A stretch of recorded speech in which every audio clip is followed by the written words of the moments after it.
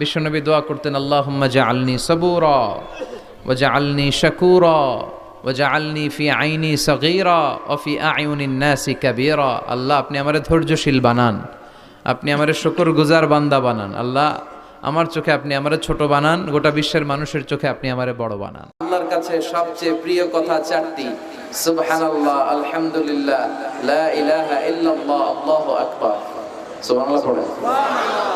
এই তাসবিহগুলো লোকজন পড়তে চায় না। আর সবচেয়ে শ্রেষ্ঠ জিকির হচ্ছে আফদালু যিকরি লা ইলাহা ইল্লাল্লাহ। সব সময় এই জিকিরটা দিয়ে বিশ্বনবী জিহ্বাটারে ভিজিয়ে রাখতে বলেছেন। লা ইয়াজালু লিসানুকা রাতাবান মিন যিকরিল্লাহ। সব সময় তোমার জিহ্বাটা যেন আল্লাহর জিকির দিয়ে ভিজে থাকে। সব সময় আল্লাহর নাম জিহ্বায় রাখলে লাভ না লস?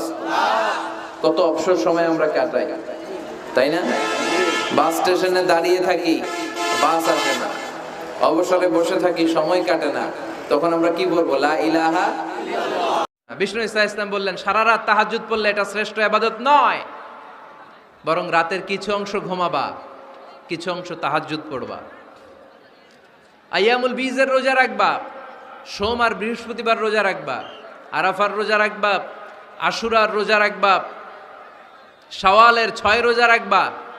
এর চেয়েও বেশি রাখতে চাইলে একদিন রোজা রাখবা, আরেকদিন রাখবা না, একদিন রাখবা, আরেকদিন রাখবা না। এর চেয়ে ভালো রোজার হতে পারে? হতে পারে?